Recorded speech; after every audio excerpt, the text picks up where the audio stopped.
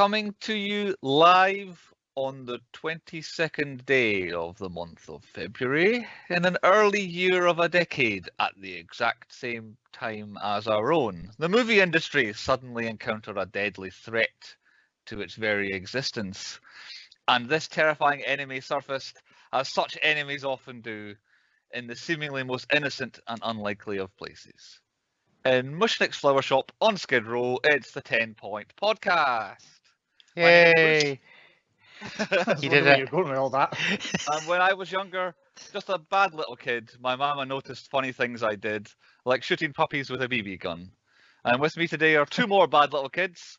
First, he poisons guppies, it's Chris. Feed me. And he finds pussycats and bashes their heads in,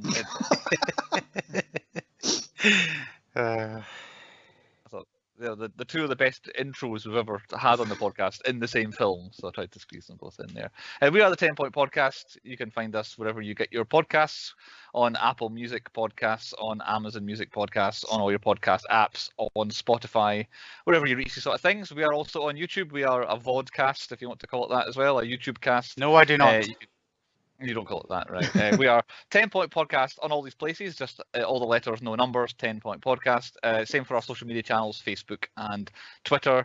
We don't have an Instagram because we are a podcast. Get in touch however you can on social medias and through writing comments underneath the YouTube video. That's a thing you can do as well. Just post anything you like. We want to hear All the from kids you. are doing it. 10pointpodcast.com is where you can quickest get in contact with us. You can email us on at 10pointpodcast.com. The email address and the emailing facilities are there, and there's new articles going up all the time. I think some non-movie related ones are going up this week, if I remember right. Our favourite crisps. Our favourite crisps has come out of That should nowhere. make sense now. Just randomly, just check that out if you want to And see. there's also some bangers of movies, which I'll get onto in a minute as well. Yes, and there's some new movie reviews, which we'll see soon. And we'll get right on to that then. We discuss what we've been watching in the last week. Andy, you seem like you're chomping at the bit. What have you been watching in the last I've watched loads of movies. There's loads of film companies that have been giving us nice screeners and shit like that, so we've been able You to... actually remember them though. Aye. So We'll see. I've watched Willy's Wonderland with Nicolas Cage. I have to remember his name there. That's yeah. his Five Nights at Freddy's film. Yeah, isn't it? basically, it's Nicolas Cage in a random, I don't know, amusement park fighting mascots and mannequins and stuff. It's way funner than it sounds, and it's some of Nicolas Cage's best acting, so definitely worth a watch on that one. His best acting or his best Nicolas Cage acting? There is a Bit of difference. both. I saw the trailer. It's pretty much all Nicolas Cage. It's him embodying Nicolas Cage and just some good acting. Like, Okay. it's good acting in a film that shouldn't have good acting. Speaking of good acting, Monster Hunter, finally got to see that. Don't bother, it's shite.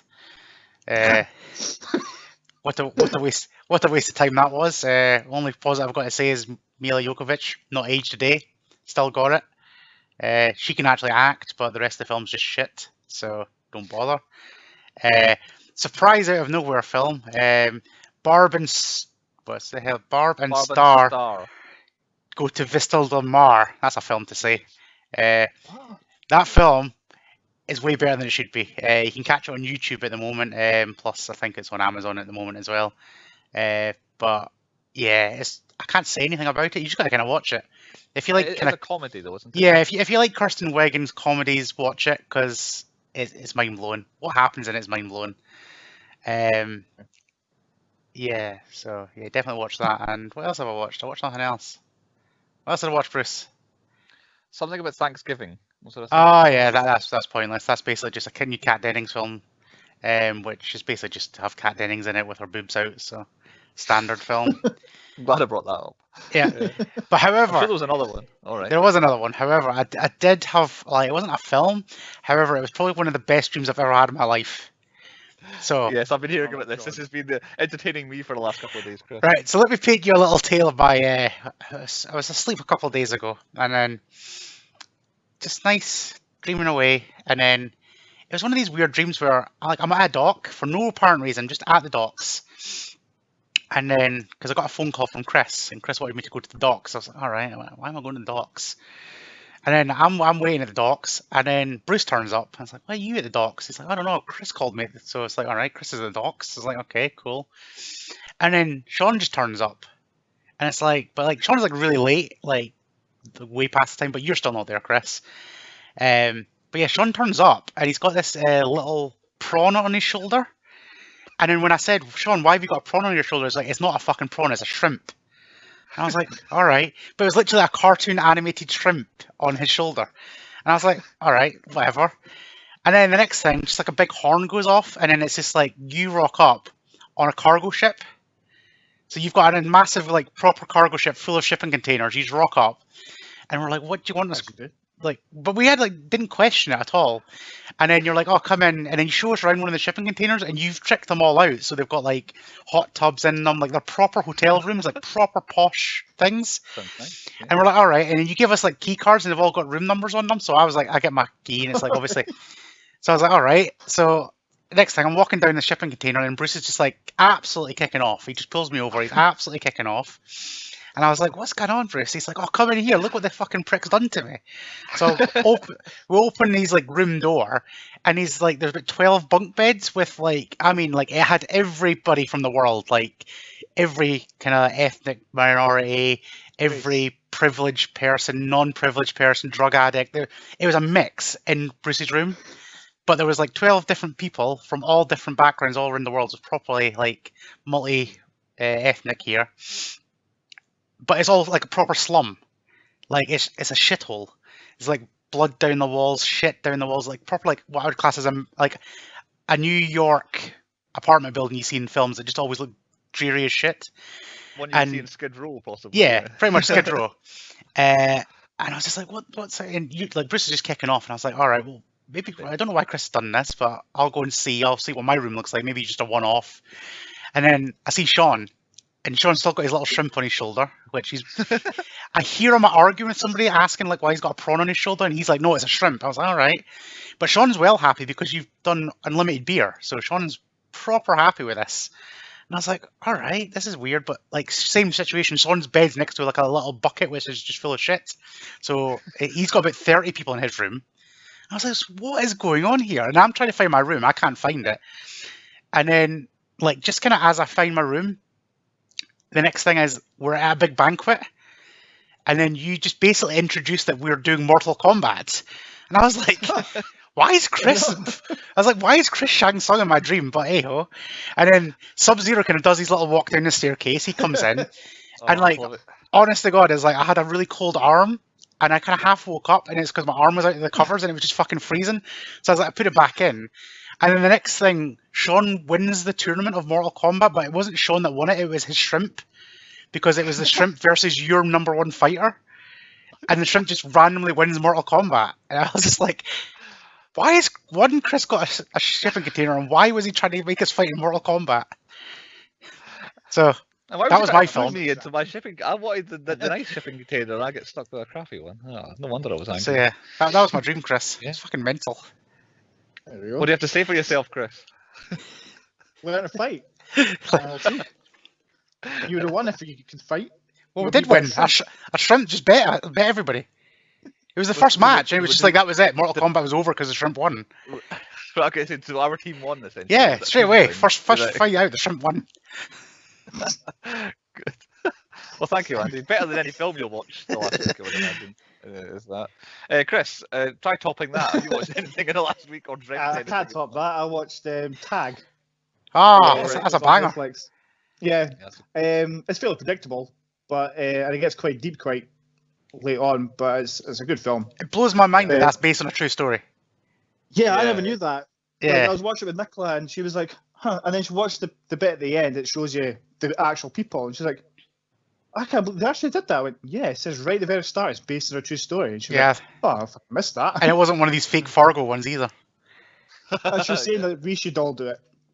She was like, oh, you should all do it. It'd be fun if you all did it. And I was like, well, somebody's already done it. Yeah, we'll come up with a new thing. We'll play poo sticks instead. What, dropping sticks to see if it reaches all the way down you? No. Apparently the Geordie style poo sticks where you actually get poo and you try and wipe on each other's backs. Oh, God. What the fuck have you been watching? Well, I've probably dreamt it the way he's been going. Was that your top pick of the week then, Chris? That's all. That's Tag? the only film I watched was Tag. I think I did 2 this week. I finally got around to seeing Point Break that I've been trying to catch for ages. The Keanu Reeves and Patrick Swayze one from I've never seen that. the early Shooting 90s. in the air. A lot of fun. It has its flaws, but I very much enjoyed it. I'd give it a watch if you've never seen it before. I do like a good bank robbery heist sort of thing, so there's plenty of that involved, which is not what I thought it was. I thought it was going to be about surfers, and it's a very confusing sort of genre, but give that. And the big thing I watched the Godzilla, the 2014 Godzilla that I absolutely love, and it's definitely one of my absolute favourite films of all time, and I cannot knock it. You're wrong. I think it's near perfect. I absolutely love that film, but that's my own personal taste. There's not enough Godzilla in that film, though. That's what I like about it. You don't want to see all the Godzilla in the beginning. You want to build up to the Godzilla, and then Godzilla's there at the end, fighting at the end. So, but I've talked about that plenty of times before, so I don't need to go too deep more into Godzilla because I always rave about it. And we have to get on. The dream took up most of the podcast there because it's very entertaining.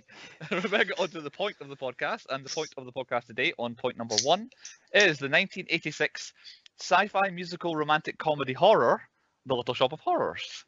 Note the word horror in there and the amount of times we've tried to pick horror films and not had a horror, where this actually is a horror film. Yeah. Brought to us by Geffen Company Pictures and Warner Brothers Pictures, based on the off-Broadway musical based on the 1960 film Little Shop of Horrors by Roger Corman, which I nearly watched by accident in Andy kind of style of I went onto Amazon to rent like this one that we watched and found out, it's a free version, Little Shop of Horror in colours, and I went to click on it. I was like, no, wait a minute, this is 1970 or 1960, sorry, next to it, so I had to work out which one I was supposed to watch. But yeah, based on a musical based on a film, this is written by Howard Ashman, and it's the only screenplay that he ever wrote.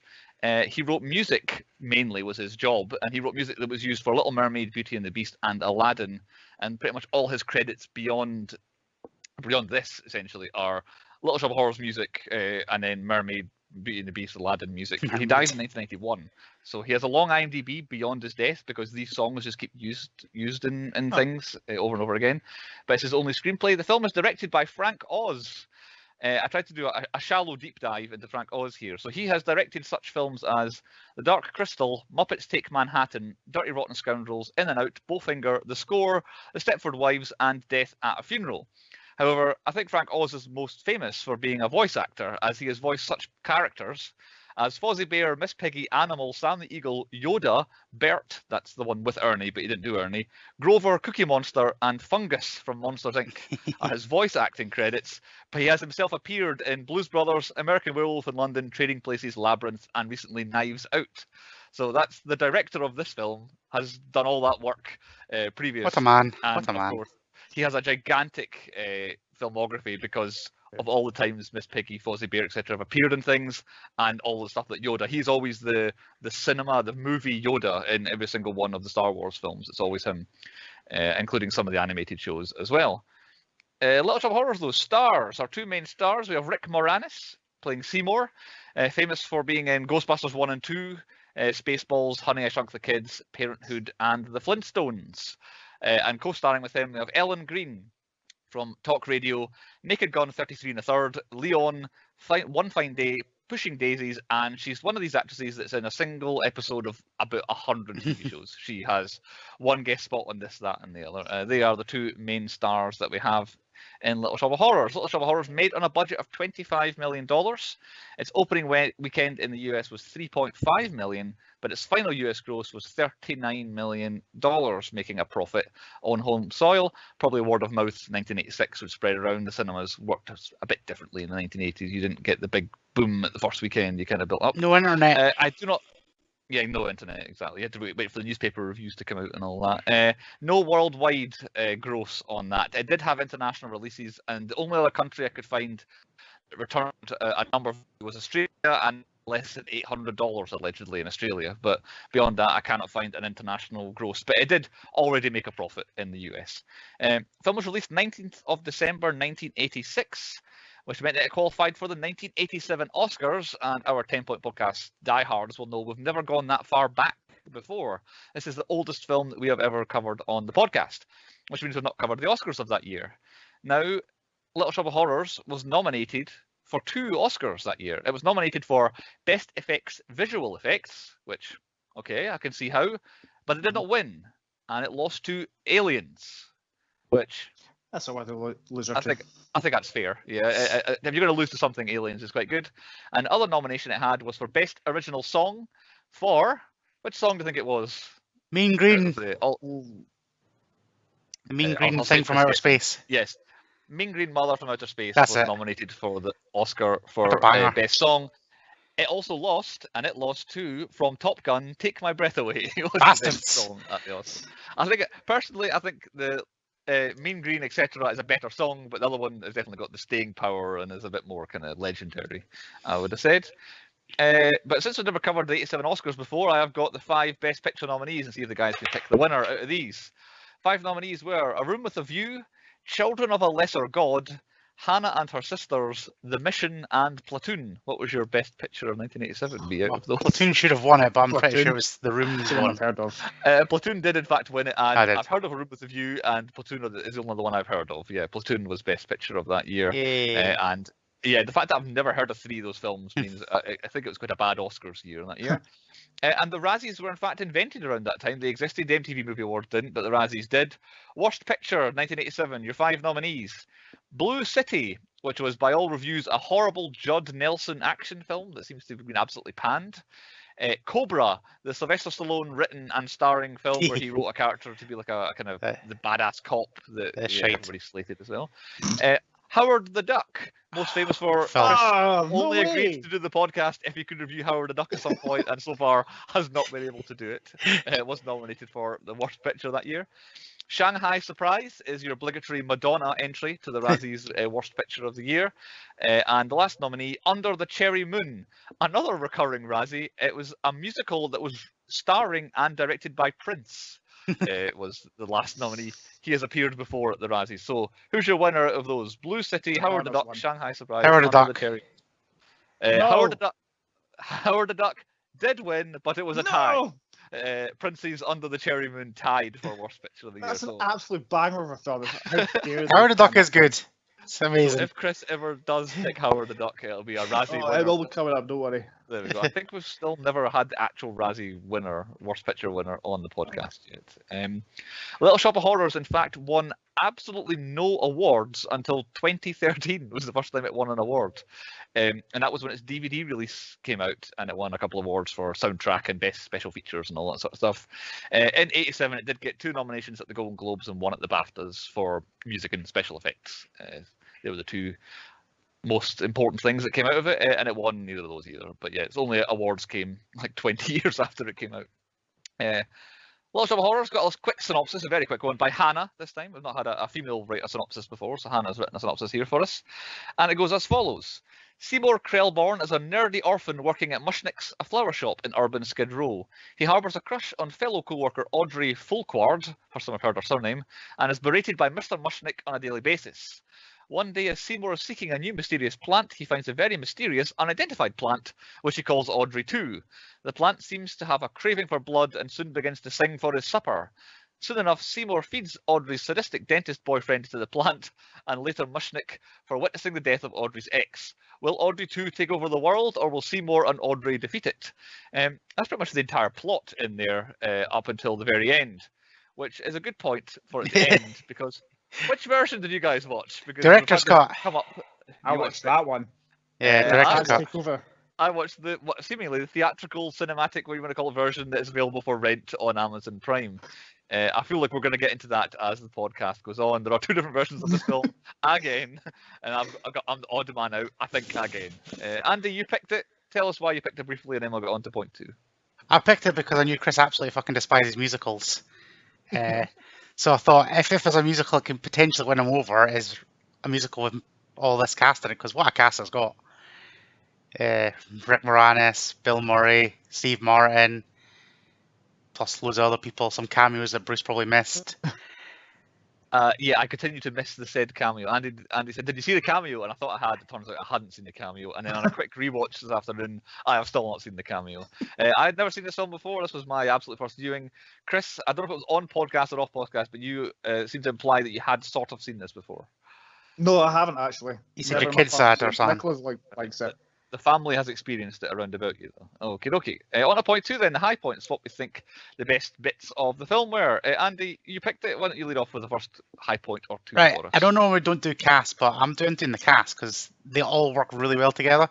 And it's kind of semi a low point, but the woman in it with her voice is... Oh my God. Aye, what a voice she's got. It is definitely...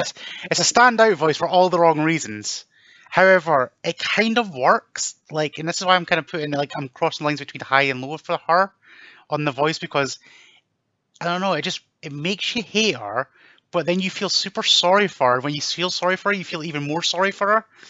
And she can sing. Then when she actually puts a singing voice on, she's actually pretty good. So Most definitely, yeah. Yeah. She's got a memorable voice. I would say that yeah, if I ever hear someone kind of putting on that kind of voice and talking about that, I'll know it's this film now because it's a memorable thing from the See, film. Nicola described it as Frenchy from Greece. That's another film I haven't seen. yeah, But It's been a long time. it's that yeah. kind of. I'll remember it like you just said. Yeah. It was just. I always class it as like a It's baby a low doll point for me because voice. it's like it's worse than cutlery scraping on a plate. It just grated on me through the whole film. Yeah, But- since you brought it up here, I might as well mention it as well. That like one of my low points is actually not being able to understand what Audrey says about half of the time Yeah. in the film. Like when she's singing, I can kind of pick in. Oh, right, I know that's that bit and that's bit, and her voice kind of changes when she's becoming kind of stronger when she's singing. But there are some bits where she's just too screechy, and like Chris says, it's kind of like, what are you saying? But yeah, I had it as a low point, her voice. But you are talking about the cast as a whole, Andy, and how you like it. Yeah, like it's one of these films where like the entire cast actually like they all work together really well as well. Like it's not like one stands out. It's like they all bounce off of each other. Like even like I don't know who the Mr. Mushnik guy is, but obviously he was probably famous around the time. But like Rick Moranis bouncing off of him, and then Steve Martin just being Steve Martin before Steve Martin was like super huge. Bill Murray Yeah, just yeah. doing what Bill Murray does. Like everybody that we know in the future who go into like bigger films and bigger careers are all amazing. And then even like the cameo that Bruce missed is just like Yeah, stand who out. was this cameo then? I have missed this cameo totally. Danny John Jules, the cat from Red Dwarf. What, No, that's not the cameo I'm on about. There's apparently Jim Belushi's in it. Yeah, And Jim I've never Belushi's seen in. him. No, he's in the other version, Ah. Chris. He's in my Yeah. one. That's not Jim Belushi. Yeah. Yeah. Chris, got him, you know in our version where the guy's at the top with a little Audrey II plant, and basically before he's about Rick Moranis about to jump off the building. Yeah. That's Jim Belushi, but because Jim Belushi wasn't around for filming, because they basically did this version that we watched, which actually was about 3/4 of the budget was the last 10 minutes of the film. They put it into a test audience. The test audience absolutely hated it, wanted a happy ending. That guy couldn't come back, and they got Jim Belushi in instead. And that's the version that Bruce watched. Alright. It's kind of weird because Jim Belushi's character is just the most ordinary man. Like he doesn't come in all charismatic. He doesn't see, like everyone else has a sort of kind of I don't know a Yeah. gimmick or a bit of charisma, but I mean, he just kind of comes in and he's like, "Oh, we want to take your plants and we want to put one in every house in America." Blah blah blah. And it kind of sort of convinces Seymour to do what he does at the end of my version, which is different from what you've seen. But yeah, is that the end of your praise for the cast, Andy? Or Yeah, the cat from Red Dwarf. I can't believe you missed the cat from Red Dwarf. That's right. No, like which bit was he? Because I was scanning the screen when He was in like one of the singers when he's singing about Skid Row. There's like 4 guys that just kind of pop up, and he is When he literally discovers the plan. guys when he discovers the plant. and he walks out. like a bus stop, and he Yeah, they're jumps dancing at a bus stop, and there's like 4 of them, and he's like literally dead center as the cat from Red Dwarf. Okay, so I might double down on most unexpected person with him because he was most unexpected person to show up and played too. So yeah, I might go with that. But yeah, that's Speaking of my. that song, I've got that as one of my high points. Is I don't know if it's called Total Eclipse, but I feel like that was kind of what they were saying. Yeah. I was able to on Amazon. You can flick up and it tells you the title of the song when they're singing it, but I actually missed that one. But yeah, the story. It was a good little story bit, and actually it did help me explain what was going on. The way they're talking about lunar things, I was thinking I'll be going with a Dead Don't Die tie-in here because yeah. Oh, The God. lunar vibrations that made everyone turn to zombies. This plant's come alive here. But yeah, the actual Little Shop of Horror song as well. The first, they were the 2 early songs I've marked down as being like really catchy, good songs, and they tell you a little bit about. Like the first one, Little Shop of Horror tells you about what's going on and where we are, and then Total Eclipse is like this is what's happening. This is why he's got this random plant, and I thought it was a strong start with the songs near the beginning. I've got as my early high point. But my early one is like Rick Moranis. Like, who knew he could sing? He's got some set of pipes in them. and On the rare occasion I actually do watch musicals, I always find it better when the actors do their own singing. Yeah, I hate They're when not getting some the super random dub person over. singing. Yeah. And they often get an actor who can't sing very well to be the kind of lead because you're meant to do the most acting, so the actual singing isn't that good. But I think he's pretty good. Yeah, he's all right. Yeah, Enjoy it. And my nice one has got to be the animatronics for Seymour. Like from Yeah. when he's a little plant looking around to like try to bite that lady's arse, right to the big massive one. They just keep getting better, and it's amazing. Like, it looks CGI, but it's just like when like Audrey II's singing, especially like the big end song, and like the lips are just going absolutely perfectly. yeah. And it's just like that's like amazing. The way they managed to get a little curl in the lips. Like the Yeah. technology back then is awesome. It's better than what we use now. I had to try and dig out is there like a remastered version of this that I have got that this looks way better, because it's absolutely stunning that this is an actual physical thing that was on set doing this in 1986 or whenever they actually filmed it. And I was like, this is incredible. Like, have they done a George Lucas here and gone back and touched this up a little bit? But that would be my absolute, the thing I have to say is the highest point of this film is, personally, it's the gigantic Audrey II in that's behind me and Andy on our videos for the YouTube watchers. But the biggest one is that actual thing is the high point of the film, having that look as good as it does. It is like I was totally believing that there was a real giant plant that looked like that. That is the best thing in the film for me. And like sets as a whole in this film is just absolutely amazing as well. And then I don't know if you actually went and watched the other the extended cut, Bruce, the original ending. I've seen the extended cut. Yes, I have watched the bit that I did not get. Yeah, why don't you? I mean, you can see why they spent like $5.5 million on that last 10 minutes, because the sets just went mental again, and they had more Audrey IIs going around and shit like that. Like the version I watched, cinematic one, the whole film, like you kind of get a sense. It's like watching. I don't think it is like watching the stage show. The whole thing feels like it's playing out in front of you. The only thing that's a departure is the dentist's office. Feels like it's somewhere else, but everything else you can. Oh, that's the shop, and she lives over there, and he lives down there, and that's the back alley, and then obviously the bit that isn't in the theatrical version. Just the whole city becomes important at that point. But yeah, the version I got doesn't end like. Well, we're going to how I'm got it as a high point and a low point, but I feel like at this point we should describe, since Chris seems to not know, like what I got as an ending. Yeah. So, Audrey II phones Audrey to come to the house, and then to the shop, and then she gets eaten, so her legs are like kicking out the mouth, and then Seymour comes and saves her, takes her to the back alley to get away from the plant. Now I think that's where your film and mine diverged at that point. Yeah. So Jim Belushi shows up to be like, I don't know why he's in the back alley. I don't know why he's around there, but he's there. Oh, we want to take little plants and put them in every home in America. You'll be a millionaire and all that. And then he's like, I don't want to do that. And at that point, what seems a massive difference is that the original Audrey and him come to this realization that she doesn't want him because he's now famous because of the whole plant thing.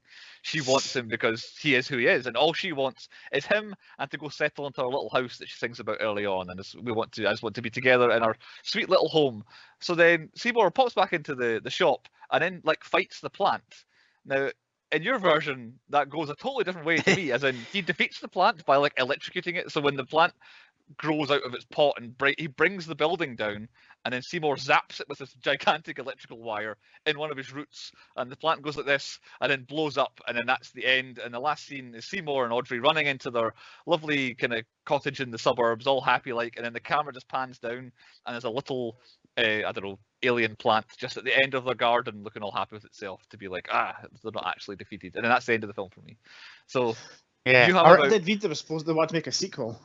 Yeah, years ago, but it obviously never happened. But yeah, ours went to another extreme. Yeah, so why don't you give me a quick rundown of what happens in your one for those who are listening to the podcast that saw my version? Well, basically, Seymour feeds Audrey to Audrey II, so she's dead. Yeah, she asks for it though. Why? Yeah, because he wants him to be happy. And then he runs up to the top of the building crying, and then he's basically going to kill himself because he realizes it's a mistake. To which non-Jim Belushi turns up with all the a little plant saying, "We can make loads of these." He then suddenly has a realization, fuck, this is a stupid idea. I need to go and kill Audrey II. Goes and tries to kill Audrey II, has a massive gunfight, and then Audrey II ends up eating Seymour, killing Seymour, and then Audrey II has loads of other Audreys and takes over all of LA and destroys the world. Yeah. What an ending. Absolute carnage. In a King Kong / Godzilla style fashion. Yeah, and a proper 10-minute end musical number as well. You can see why it cost $5 million to make, and then they just cut that out. It's like, nah, fuck that. Yeah, we don't need that. And you said the reason was that the original test audiences didn't like that. Teddy test audience absolutely hated it, but then Frank Oz, when it came out on DVD, really wanted to add it back in. So I think that's why Chris has got in his DVD that's the standard version, and I think you have to look for the original theatrical version instead. But yeah, so mine's very much the happy ending. Yeah. That's one of the stronger points I've got as a high point, is that the relationship between Seymour and Audrey is very, I don't know, satisfying in my one. Like, the Suddenly Seymour song is really good. That's them first kind of realizing that it's like, oh yeah, we should be together, and then he saves her and then saves the day, and then they'll live happily ever after. So that's actually my low point. I hate that song. Oh really? Yeah. I hate the Suddenly Seymour song. It's really annoying. That's the weakest song for me. That's one of the more somber songs in it. Yeah. Not somber, like lovey-dovey songs. Yeah. All of them are quite upbeat and... Yeah. But yeah, emotionally, I feel like that's the centre of the film, not to get too deep into things. I've certainly dodged around another one of my high points so far. I don't know if anyone else is going to mention it at some point. Has anyone got a high point they're sitting on? The wife beater, Steve Martin. That's him, yeah. The dentist. Well, it's not exactly him. My one is the entire time that Bill Murray was on screen in the dentist thing. Bill Murray at the dentist is a high point I have. Yeah, dentist room is definitely a high point. He is at his best when he's playing characters like that, like the same, like zany wild people. He was just brilliant. Well, fun fact for you. So on you go. Fun fact, the bit where you first see Bill Murray when he's in the reception was 100% scripted. When he's on the dentist chair, was all ad-libbed, and he just did what he wanted. So all of that stuff with Steve Martin was all ad-libbed. It's the way Steve Martin pumps up the chair, he goes like that with his hand to pump it up. I'm fucking pissing myself. Yes, Steve Martin's physical stuff is amazing in this. And just his general look. Even his motorbike. That motorbike's amazing. How does it land like it does? It just stops whenever you watch it too as well. It's amazing. But, oh yeah, absolutely love the dentist. Even the other scenes, the scenes where he's just like bullying kids and all that, is just great. Yeah. But the Bill Murray is the peak. The wife being on it was a bit cringy, but obviously you had to end up hating him because other than that, you really like him. That's it, exactly. Because at one point, and I know Chris does the whole recasting us. I was toying with somebody being the dentist, and I'm like, no, I probably can though. It's probably not a good idea for someone to be the wife beater character. But yeah, that's essentially I think Mean Green Mother from Outer Space is my last high point. I love that song. I love that song. It's a great song, and I can't go any further with it mentioning the plant itself. Andy might know off the top of his head that the voice of the plant is a famous singer from, I think was it the Four Tops? Yeah, Four Tops. Yeah, the Four Tops. An amazing performance by him as this gigantic plant is my final high point. Anybody else got any others they want to mention? I've got one little one. The last. Oh, you go. Well. Just a quick, do you know the point when he's made the phone call, he checks for change afterwards? Oh, yeah. I thought that was funny. Could be a savvy plant. That was my last high point. No, I don't think I've got any more high points. Well, we might go on to low point. We've covered a few low points already, so we'll do some tidying up. I'll just do, quickly, the two I've got. The songs Skid Row and Somewhere That's Green I felt were not the best. Skid Row, it was very... very stage show rather than cinematic, and I thought people stepping in and singing their bit and singing their bit, and I was like, but in between the two of my early favourite songs, and then Somewhere That's Green is one of these woe is me kind of, I'm so sad, I'm so down, and the whole film just grinds to a halt when she's singing Somewhere That's Green, and I just want to get back to the energy, get back to the fun, and it's like I feel like you didn't need to know how sad she was, like you could tell from everything that's going on about it that she was the victim in this whole thing. So I did not enjoy those early songs. So they're my first couple of low points of those two. Well, a lot of mine is going to be the songs. Like, none of the songs jump out at me. Do you know when you talk about a musical, like Grease has got Grease, like their songs, and see, I was other different. musicals have got... Straight away, Little Shop of Horrors just gets stuck in your head, and I'm a Big Green Mother from Outer Space. There's not as many. I mean, I know, like, obviously Little Shop of Horrors and like the Mean Green Mother from Outer Space, but there's, I don't know. Nicola said she could feel me deflating every time a song came on. Typically, that's what I'm like. When there's like a proper musical, I'm just like, stop telling me what's happening by singing and just tell me what's happening. But this one, I feel like it kind of flowed a lot better than your typical one. Personally, for me, for my taste, I like this one a lot better. And they were kind of being a fun song helps. That's why I don't like. It's very Blues Brothers-esque, which obviously makes sense because Frank Oz was a part of it. I could get the name right. I couldn't remember their name, but yeah, I see what you mean. Blues Brothers has the advantage of all its songs are actually being played. Like the whole Yeah. point is it's a musical performance or it's a gig that they're doing. Whereas this is still, we're still living life, but we're singing it, and it doesn't feel too intrusive, personally, for me. I've only got two more. Like, the destruction. It went on for too long. They were destroying everything. It kind of went on for like 10 minutes, but there's just the same thing happening over again. Plants bursting through walls and stuff that just it went on for too long. But yeah, the director's cut, definitely, I agree with that. I like it, but yeah, 10 minutes is way too long. Like, I like the ending of them both dying, and then all he had to do was kind of grow up and then have maybe 2 minutes of him destroying Ellie. But it does go on for 10 minutes. It's just like, why? You get it. You took over the world. Like, you understand it. End of film. They wanted to make their own like Godzilla movie. Yeah, definitely. We've got the budget here. We've got $5 million in the bank. Let's spend it. Yes. That was I've got a couple other small ones. Wink Wilkinson's radio show. John Candy's John Candy. I like him for what he does. I'm not criticising him. I'm just saying his show sounds awful. It sounds like the actual worst thing that is ever possibly on the radio. It's like this podcast. We've got a touch sound effect. But yeah, just every little thing happening, him shouting, "Oh, make a funny noise! Oh, come sit down!" Look at all this, and I was like, "Oh, I could not listen to that. It would just do my brain in. I'd have to turn it off." It made me annoyed with John Candy. Yeah. Oh, he's definitely meant to be a villain of some sort in this film. I think he's meant to be likable, but yeah, his show was awful. And then my last, I've already mentioned a couple others, but really, I had. Does Audrey II actually talk at one point? Because every time Audrey II was speaking, it was only Seymour that was there, and I thought, is he just imagining the plant is talking to him? And then I realized, and then it made the phone call. Yeah. Oh yes, it does actually talk. Because that was the one. But other than that, it was only ever just to Seymour. And there was one stage where it was talking to him like, feed me. And Seymour goes outside and then comes back in with Mr. Mushnick at the time where he gets eaten. And when they come back in again, after being feed me, it's upright and back in the corner again. And I'm like, yeah, this plant doesn't seem to do anything unless it's just Seymour. So I thought, at some point, is it that he's actually mad and this plant isn't doing it? But then he made the phone call, and I'm like, right, it does actually speak out loud. And the last one, I didn't know how it made sense that there was another little Audrey outside the house at the end, but then neither of you guys watched that version, so you're not going to be able to answer the question. But I'm not sure how's another one, except that it also must have got hit by an alien lightning bolt at some point, and then they're just very unlucky to have moved into. Well, in the director's cut, they did say they snuck in and took a clipping of it and grew another Audrey, so they were ready to manufacture them all. So I don't know if it was the same bit, but yeah. That's the end of my low points. For me, my major ultimate low point is this is the film that put me off of dentists as a kid. Like, it is fucking terrifying. And like Chantel was like pillow behind her face, like couldn't see, didn't want to watch it. Then you've just got all the noises as well. It's just like, it's fucked up.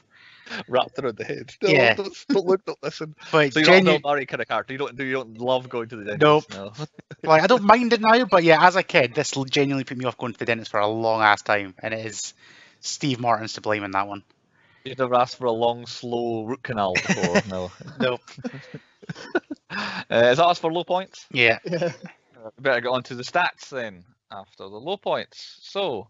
On to the first stat. Usually around this time, Chris asks a question or has a statement.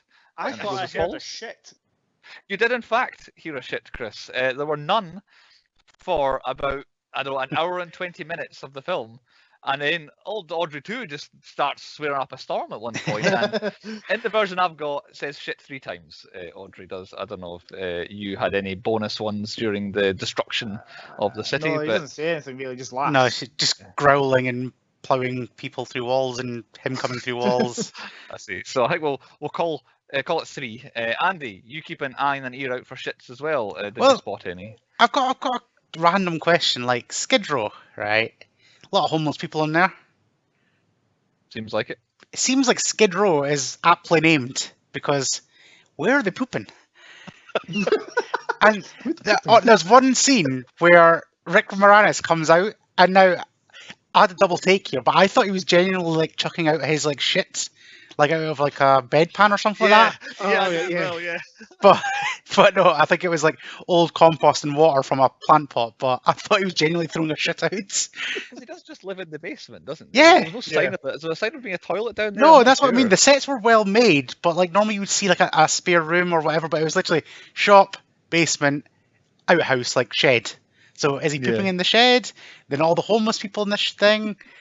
I think there was a lack of toilets in Skid Row, is my takeaway from this. I didn't see anybody go for a shit, but there could have been potentially he was emptying his shit bucket out.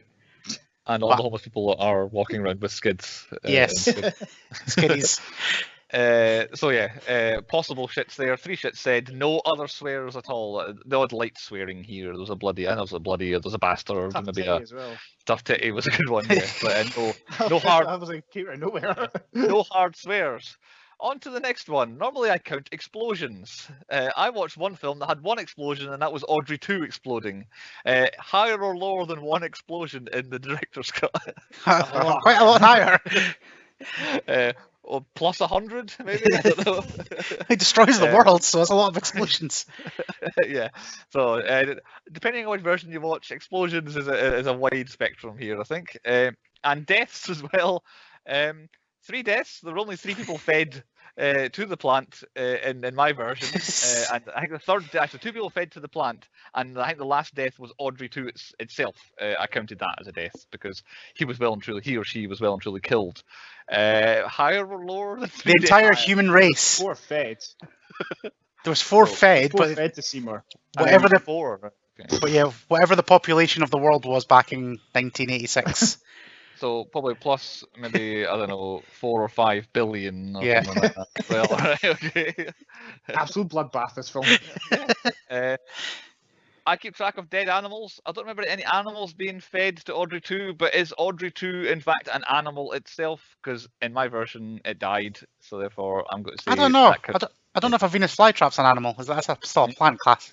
Plants are not animals, are they? It's confusing. It's very, very sentient for it to be a Yeah. plant. But yeah, maybe not a traditional dead animal for the Dead Boy podcast in this. And because it is a little shop of horrors, I counted how many horrors there were. And again, in my version, I counted the dentist as a horror because he was quite a horror. And then there were 16 versions of Audrey II in my version, and they were all little horrors. So 17 was the final version of horrors in my film. I'm assuming that That was a lot more. again, a lot more in the other version. And did they say the thing? Did they say Little Shop of Horrors? Yes, No. in song. They did, very much. In the song, Fuck, Little Shop of aye, Horrors. stupid songs. I counted 6 times. It feels like it was low, but it's somewhere at least 6. The first saying of Little Shop of Horrors was 1 minute 57 into the film. That was the first time it was sung in the song. Stats. I'm not sure who's next. Chris, have you got any stats? I counted 13 times the muses, the Greek muses or whatever they were called, the singers changed their costumes. Ah, nice. Good one. They're amazing. I love them. Was that I Hercules? had, like, as soon as they popped up, I was like, that's fucking hard for my wife and kids. That's exactly. But I've been watching a new show called The Neighbourhood, which has got the other woman in it, with Cedric the Entertainer. So she's the wife of Cedric the Entertainer in it. It's like, the middle one, I don't know. The chunkier one. No idea. Leave that alone. Stats. Other than chunky people, Andy, have you been counting anything else? No, I don't count shit. You're keeping an ear and eye out for shits. Just On to shits. point 5 then, the 10-point podcast quiz. And Chris is the quiz master for this season. That should be a fairly easy one. I thought, you know what? I've picked a famous song from a bunch of musicals. You have to tell me what musical it's from. Oh, You motherfucker. went first last week. Was it Bruce? I've no idea. Andrew, Bruce this week. So, Me first. you're the one that I want.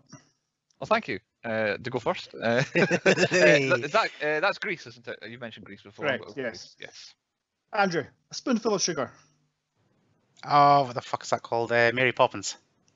Correct. Bruce, I dreamed a dream. Oh. A dream. Now, I know the song.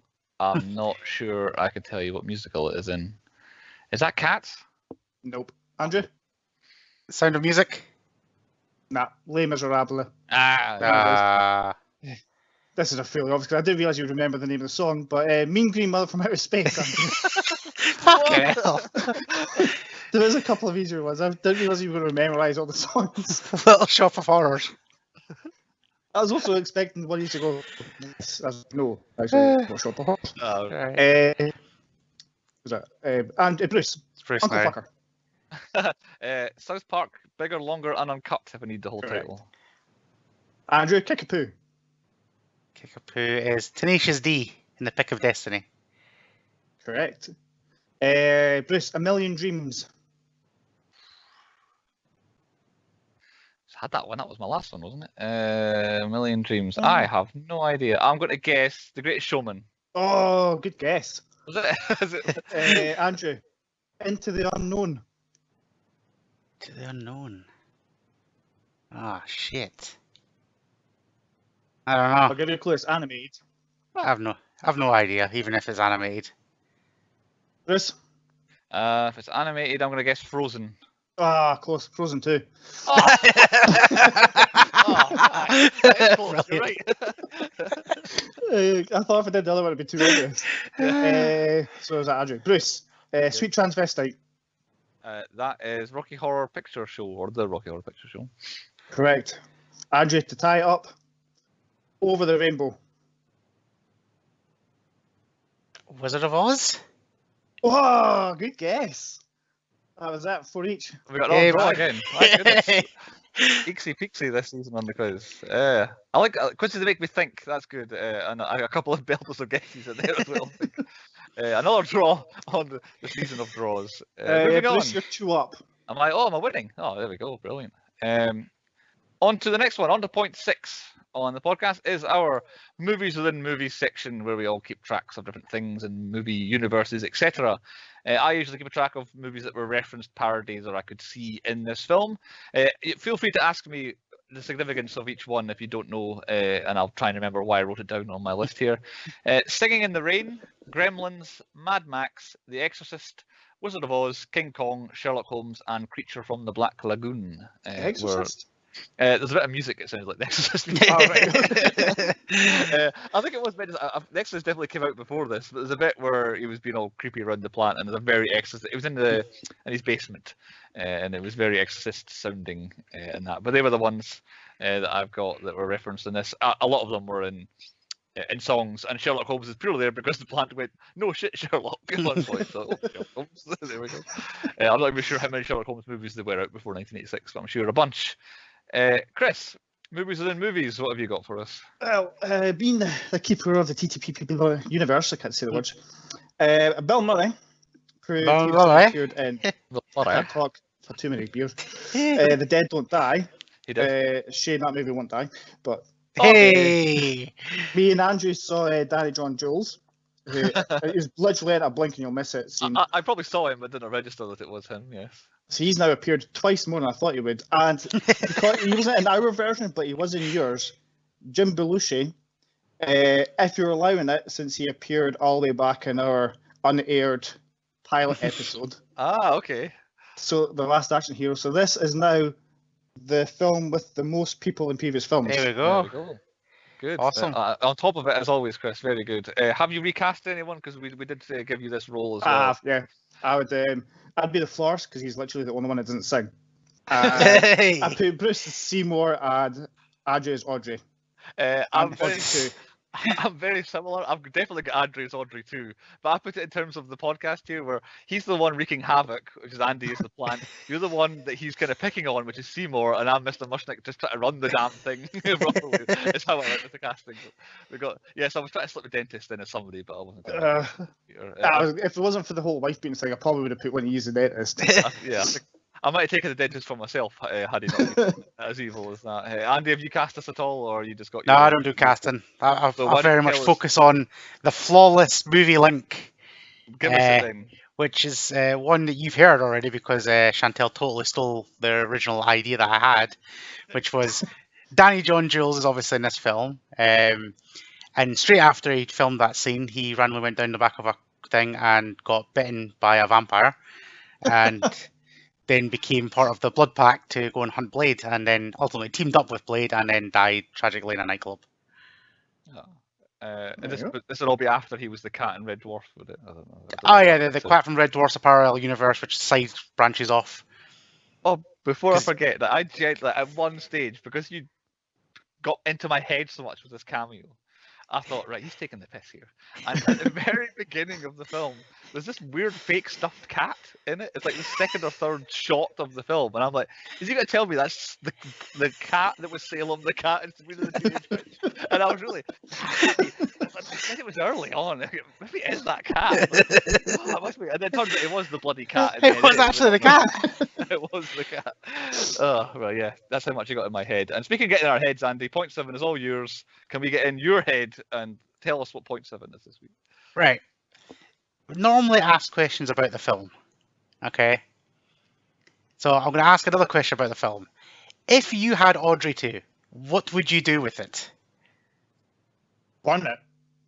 You'd burn it. Depends. Do I know that it eats people? It's exactly the same exactly the same situation. You've got this new plan. You're like, oh, actually, I pick my finger, he sticks my face, starts wanting to eat people. No, I'd kill it. Yeah, you'd kill it. Or feed it mice or something. Well, that's what I was going to say. At no point does it ever seem to cross his mind that it might want not human blood. Exactly, but I think it's because he fed so much blood, because this is where I was going with this. This is what my plan would be, is fuck a bit, and it's like, oh, it's suddenly growing, it's back alive, because I would keep it, because it's pretty cool, and I know I can make money off of this.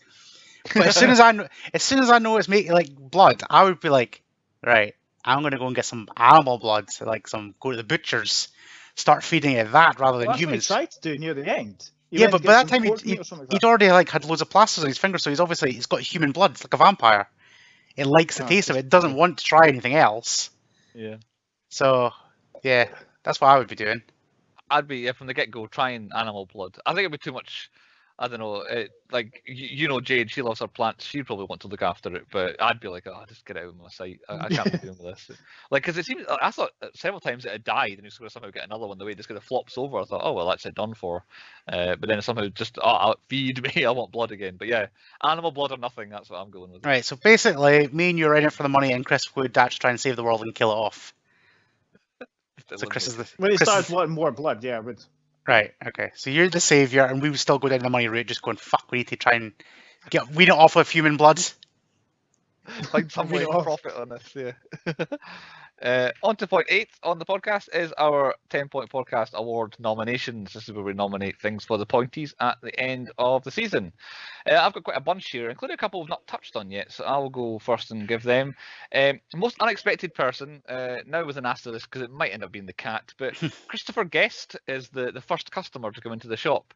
He is 1/3, I guess, of Spinal Tap, and the guy behind all of the Spinal Tap, Mighty Wind movies and all that. And he plays a blinder in his one scene where he comes in and I am the customer and I would like to buy this plant and all. Oh, the guy with the real white eyes. Yeah, comes in. I had no idea who that was.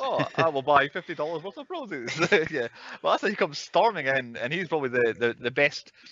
He has the best 5 minutes of anybody in the film, I think, even rivaling Bill Murray. But he comes in. He's one. I didn't expect him to see him, but then now that the cat is in it, maybe him. Best song, I've opted for Little Shop of Horrors, but I would be very much inclined to go Mean Green Eating Machine. Yeah, that's the one I would go for. I'll double down on. I'll take that instead. They're my top two. Worst costume / hair is Audrey's hair. At some point, I thought she was going to take her hair off and have her real haircut for a while. Like, as in, I don't have to pretend to be anybody anymore. But her hair was an absolute mess.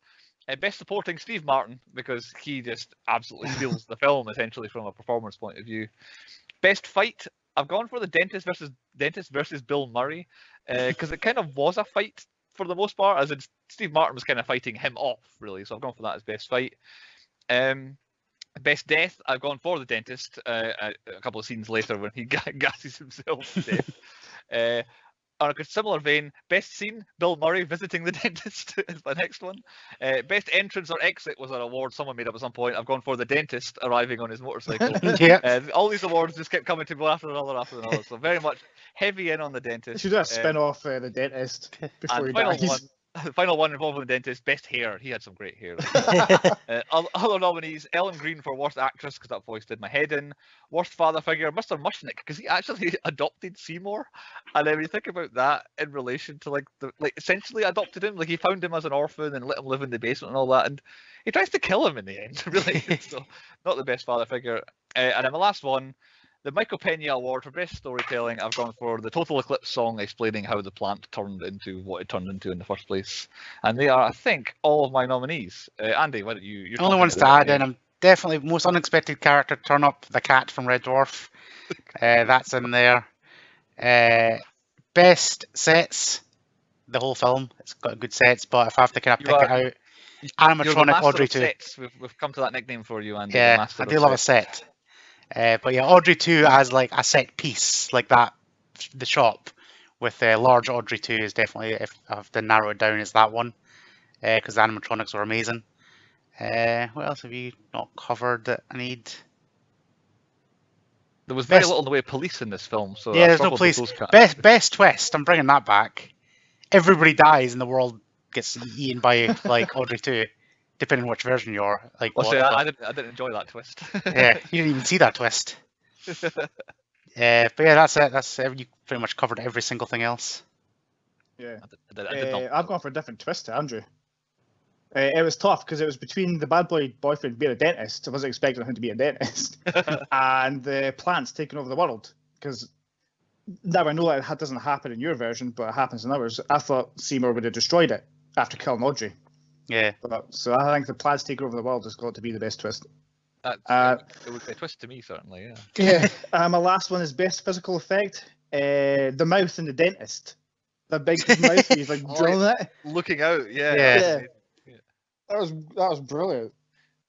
Which reminds me at this point, in another 10-point podcast trend, apparently there is a remake coming, and the last I saw, which I've checked since I saw earlier on when Andy was there, apparently Chris Evans and Scarlett Johansson are pegged to be like in it. Chris Evans apparently to be the dentist and Scarlett Johansson to be to be Audrey apparently. So that was as of a year of the time of recording now. That Kevin Hart will be Audrey too. Yeah, and The Rock is Seymour. Yeah. That was all our nominations, wasn't it? I think everyone's nominated everything. On to point 9, the moral of the story. Chris, what have you got as the moral of the story from Little Shop of Horrors? I'm going to apologise in advance. Don't buy weird shit from Chinese shops. Because it didn't work out well for Seymour, and it didn't work out well in Gremlins either. Is 2 enough for a trend? I think 2 maybe is enough for a trend on that point. Andy, your moral of the story? Don't trust plants. Plants are bad. Plants are bad. I've written my moral story in the form of a haiku, as my want is these days, and I've used syllables to the fullest extent here. No situation ever necessitates you feeding plants your blood, and I thought that is definitely the moral of the story. Always ends out bad. Point 10, the 10-point rating. What we rate the film out of 10. Andy, your selection. Why don't you tell us what you've given it first? Right, so I'd seen this film like as a kid. Probably didn't get it, and the only thing I ever remembered from being a kid is I hate dentists. Remember the DVD coming out and it was a big thing. Watched the director's cut, which I rewatched again. I absolutely love the director's cut ending. I like a sad film that doesn't end happily. It's just like amazing. But yeah, special effects good, cast's amazing. Songs are hit or miss. It's probably 50-50 in the middle whether they're good or not. But overall, it's a 6. A 6 from Andy. Chris, I thought you'd seen it before, so I thought I had, but it turns out I hadn't. I'll leave Chris till the end, and I'll go next. I enjoyed it way more than I thought I would. I'm not a musical guy.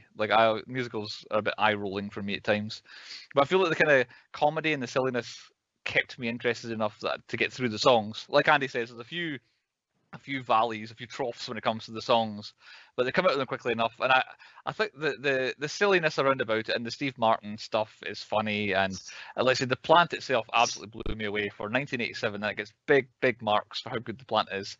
And on a rewatch, I have no idea whether I go up or down, but right now it's a solid 6 from me as well. Considering I also essentially got a different film from you guys as well. It's funny that I've matched Andy. So Chris, what are you giving it? I'm the same. I'm not a musical guy, but I thought so. I'm going to be fair and judge it fail, because if I didn't agree, I'll just rate it a 1, but it's not. Like, the acting and effects for Seymour, not for Seymour, for the Audrey were out this world, bloody awesome. And the story was alright as well. It just annoys me when films randomly break into song to explain something that you don't need explaining. Yeah. But I'll give it a 5 because there was a lot of fun moments there. The dentist kind of saved it for me. Very good. I believe that does mean that Little Trouble Horrors averages or gets a final score, official score of a 6 from the podcast. Not a bad score at all, really. That's been standard mid to high table from seasons beforehand. So yeah, a solid 6 from the oldest film that we've ever done on the podcast, which is a positive. Hopefully we can build on that going forwards. And going forwards, the next episode is my selection. And I have picked all my films ahead of time. So I am not changing what I'm picking until maybe the last week, depending. So this was always my pick for this week. And it's a massive coincidence because I had no idea what Andrew's going to pick. And someone is in the film we've just watched is in the film that I'm doing as well. However, they're neither of the main 2 stars. The main 2 stars we have never done before. There's another person in the film who we have done before, but that was way back in season 1. This film, I know, has the absolute main star is someone that Andy is a fan of. And I have selected the 1994 action crime drama thriller, covering a few bases, starring Andy's favourite, Jean Reno. He refers to him as Rene Russo. I picked Leon, which does star Ellen Green, who is in Little Trouble Horrors. Well, I know it's coming, but what a crossover. Leon is my selection next week, and Gary Oldman. Also, we've done him before. Never seen it before. And Natalie Portman. Never seen Leon before. How have you never seen Leon? Very good. Never seen it. God. I picked a film someone hasn't seen. Is this not the film where Natalie Portman kind of hates because everybody sexualizes her because she was like 12 or 13? Aye. It could well be, yes. Yeah. And Chris will be doing it next week in the podcast, so join us. There's a teaser for you. Come back and listen to that next week. Around this time, I'd written an outro for the podcast. I have now lost said outro. So I'm going to say things like and subscribe any videos, any podcasts that you see from us, retweet messages, send us everything you want to send us, and say hello and ask questions and recommendations and requests. You have 7 days to watch Leon, and we will see you next week on the 10 Point Podcast.